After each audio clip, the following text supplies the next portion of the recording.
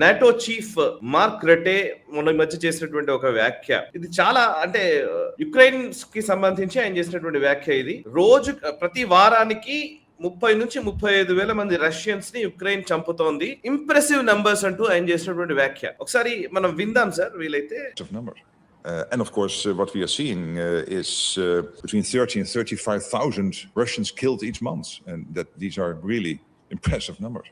So అది ఆయన చేసినటువంటి వ్యాఖ్య సార్. వీళ్ళు రష్యన్స్ ని చంపుతుంటేనేమో ఇంప్రెసివ్ నంబర్స్, ఇంకొక వైపు ఏమో సేమ్ ఆర్గ్యుమెంట్ గాజాలోనో ఇంకో దగ్గర వర్తించదు.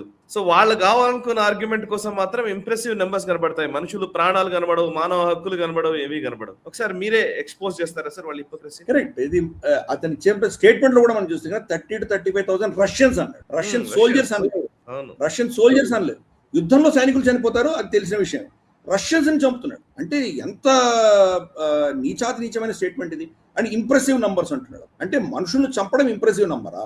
ఇజ్రాయెల్ గాజాలో చంపితేనో వాళ్ళ లెక్క ప్రకారమే, ఈవెన్ హమాస్ లెక్క ప్రకారమే గత 3 ఏళ్లుగా జరిగిన యుద్ధంలో 70,000 మంది పైచులకు చంపారు అంటారు. వీళ్ళేమో వారానికి 35,000 మంది చంపుతున్నట్టు వారానికి. అంటే ఎన్ని లక్షల మంది చంపుతారు ఇంతవరకు? అది ఇంప్రెసివా?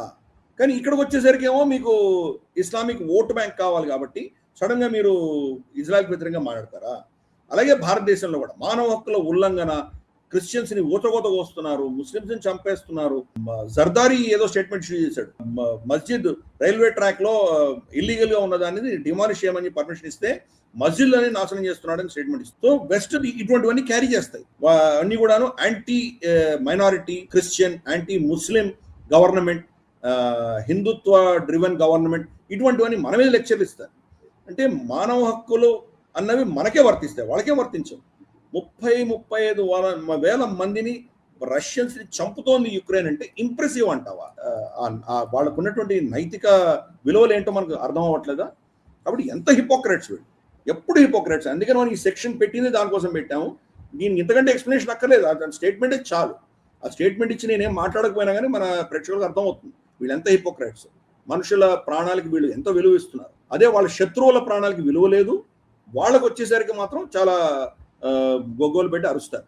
అందుకనే జయశంకర్ గారు చాలా స్పష్టంగా చెప్పారు, European problems are not worlds problems, Europe things worlds problems are not their problem. కాబట్టి మీ ప్రాబ్లమ్స్ ప్రపంచ ప్రాబ్లమ్స్ అని అనుకోకండి, మీరు మీ కుంపటేంటో మీరు చూసుకోండి అని క్లియర్ కట్ గా ఈ హిపోక్రసీని ఎక్స్పోజ్ చేశారు. కాబట్టి ఏం చెప్తాం వాళ్ళకి? మానవ హక్కులు లేనటువంటి ఒక హిపోక్రెట్ సంస్కృతి వాళ్ళ వెస్టర్న్ సివిలైజేషన్.